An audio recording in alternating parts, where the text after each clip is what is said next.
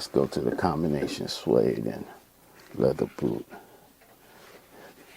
Got the application on good, and we were fortunate not to get any polish along the edge where the suede meets the leather, right along the edges there. So you always just want to be just a little careful with the buffing, though.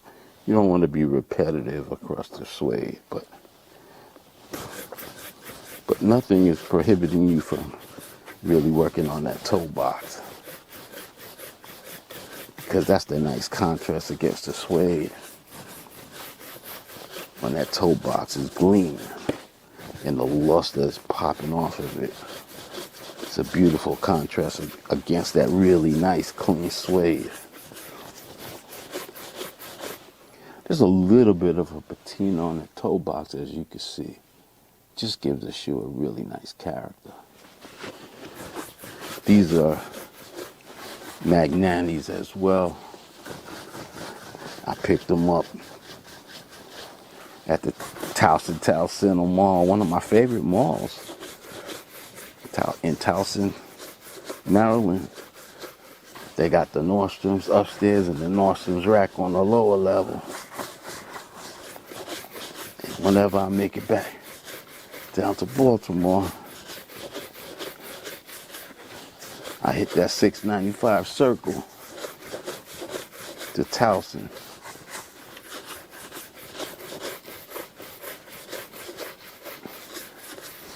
And check out the inventory.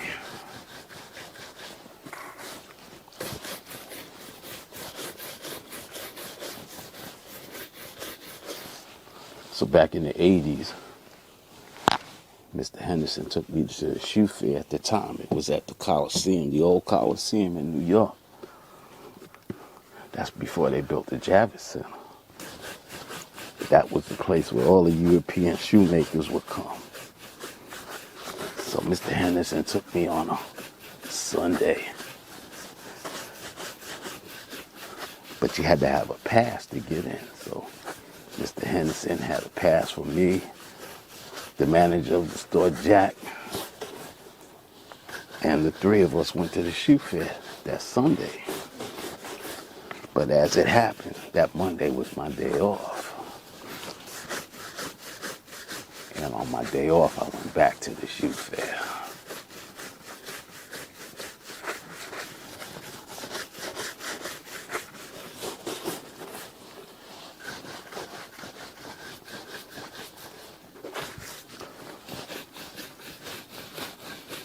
So I saw how the business worked, the wholesale business worked in the shoe business.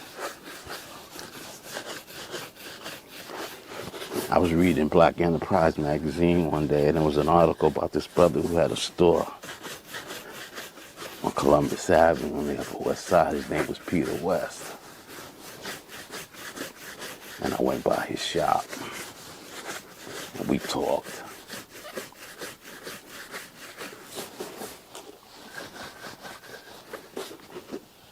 So I had a party at my house. I invited all my family members. And I told everybody to write me a check for $5,000 that I was going to go to Italy to start a shoe company.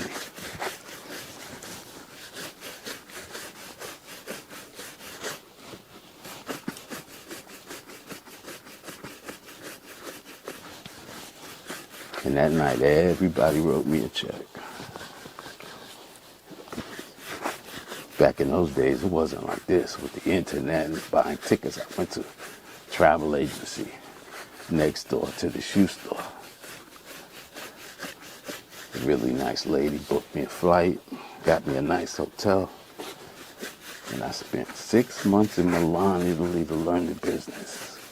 I went to all the tanneries, I went to the shoe cobblers, the old-time shoe cobblers to learn the business. I went to the little shoemakers up in the mountains outside of Milan. Every year I would go to the shoe fair. One year I went to the shoe fair. I ran into Charlie Scott. He owned a really fine men's shoe store in Los Angeles. And his biggest vendor was Ramato Matagani. And I found out that the Chicago representative from Ramato Matagani was in Chicago. So I would call him and buy all his closeouts.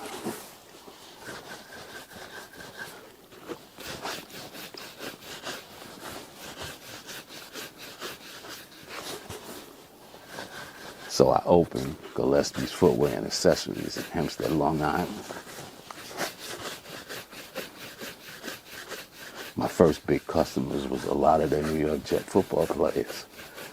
Their training camp was just down the road in Hempstead at Hofstra University. And a lot of guys came by the store. And I made a killing. Then I was going to Italy every 6 months. March in Bologna, September in Milan to the shoe fair.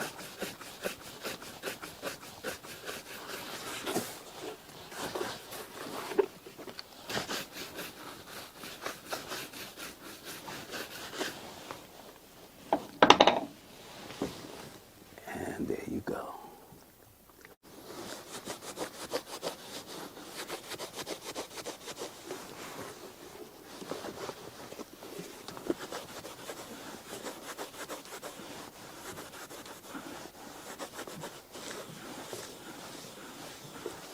A lot of the shoe manufacturers, the really fine ones, they would come to the States. But I wanted to go to Italy to let them know that I was serious. I didn't even have to use a freight forwarder. I used a freight forwarder, but I didn't have to use a factor, the person that you would have to borrow the money from. Because I had a good relationship with a local bank that, as it turned out, had a relationship with a bank in Milan. So I was able to get my stuff in my store way before a lot of people did. You know, in the wholesale business, it's a lot like a cartel.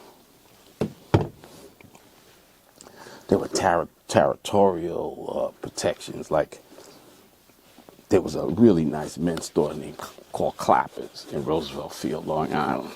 They sold shoes too, really fine shoes. So that area was protected. So where my store was on Hilton Avenue on Hempstead was within that territory. But what I did, I had them shipping the shoes to my house. At the time I was living in Baldwin, and there was no protection in that area. The only shoe store that was near me was really a men's clothing store called Tyrone's in Oceanside that was sold really fine Italian clothes, and they had a nice shoe collection. But they didn't have a territorial issue because they didn't think that any fine shoes were being sold in their general area. So I was able to have my goods sent to the house.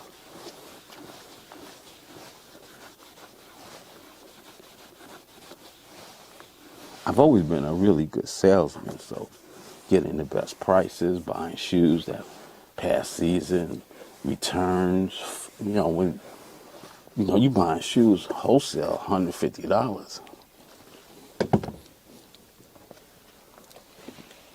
Shoes that are not sold to the stores returning, those become great deals. And I can still maintain the markup.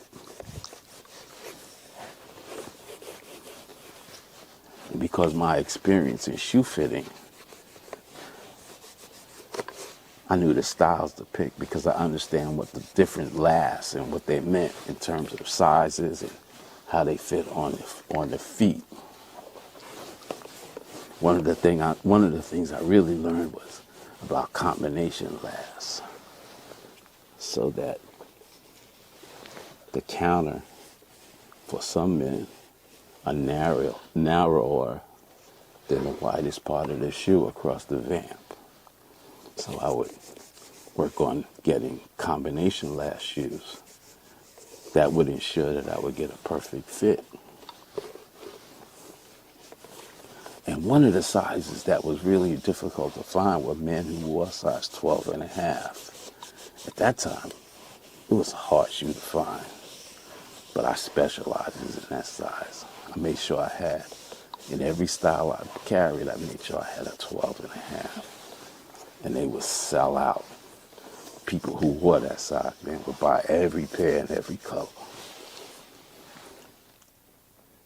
And that calfskin, I think I got a nice look on there.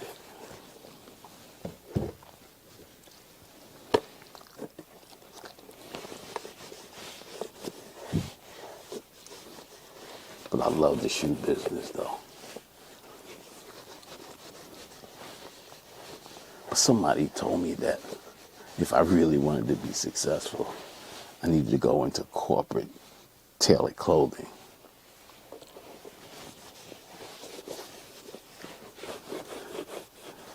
And I saw how they moved.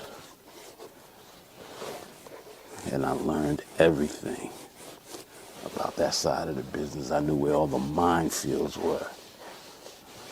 I knew how to identify all the haters.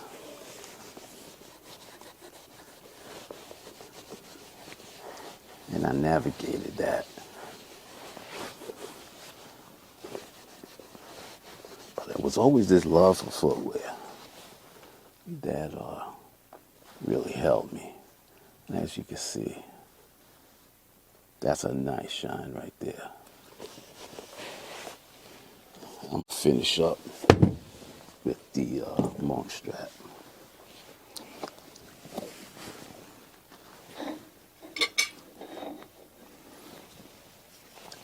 Actually, these are one of my favorite pairs. I have another pair like this, the same exact color, but it's got a nice high, what I like to call a snub nose toe box. It sits up a little bit high and rounded. This one's a little flatter and a little bit squarer, but I really like these. And again, that patina toe box, the dark, that burnt toe. And it's on the back too. It gives the shoe a really nice character. So I'm going to finish up with this monk strap.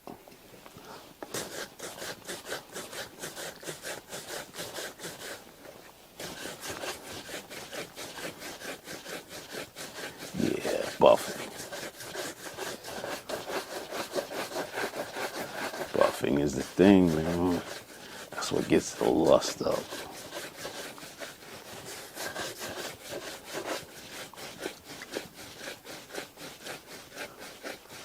Them nice even stroke. I tell you when it was a Friday night and Sam had no customers, and I had a customer in my chair and a guy waiting. And when he saw that, he knew I was ready. He watched me. He was impressed with my rag work too. But it was that buffing that got him. He told me, he said, I'm going to ask your father tomorrow if you could work for me.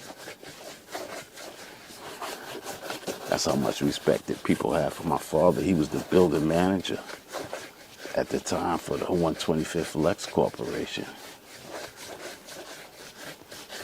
And I was almost like a preacher's son, man. When you a super son, everybody know you. And he said, I'm gonna talk to your father and tell him I want you to work for me. And that's for the old timers right there. That's where those old timers look.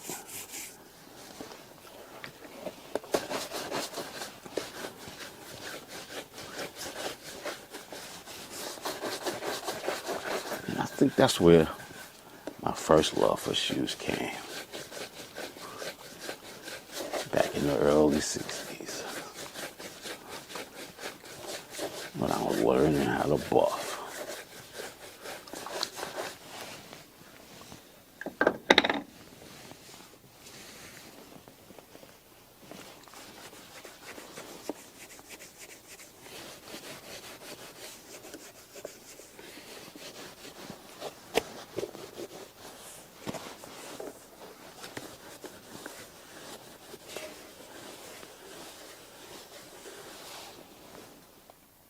There you go. So let's finish up.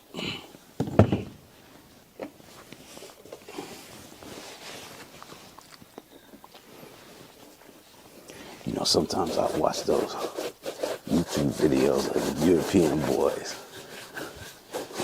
They have their fancy salons there. They use those polishes that have those real fancy names.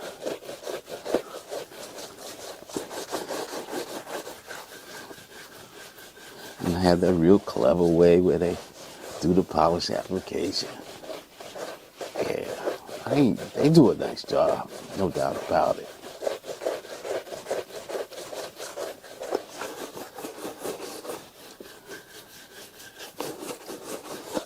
But I just had to pay homage to the boot blacks. You know, it was Sam who first told me the story about the great fighter Bo Jack from Georgia. The story about Bo Jack is that he came into boxing, man, and became a champion from his shoe shine stand, but he never gave that shoe shine stand away. And after he finished his career as a boxer, he went back to his shoe shine stand.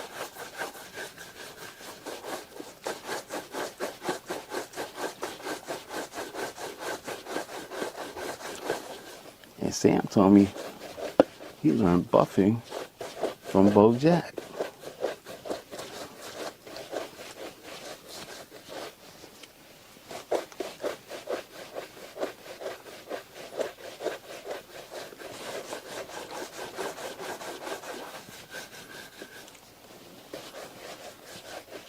So this has been a ritual, man, for years. When I worked in the rag trade, man, on my day off.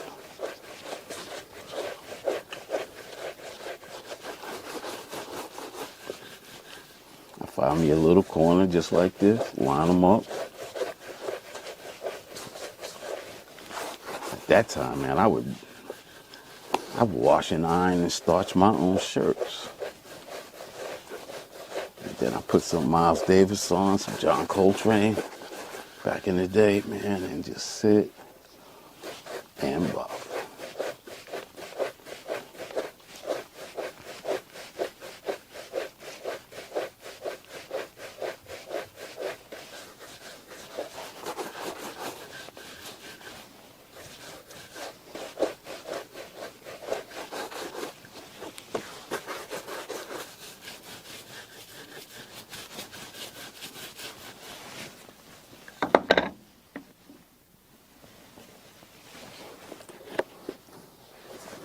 And that's the story.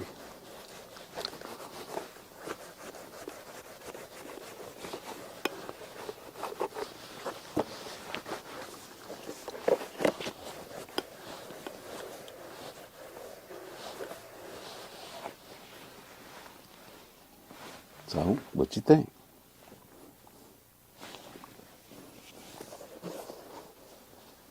And another look for the old timers.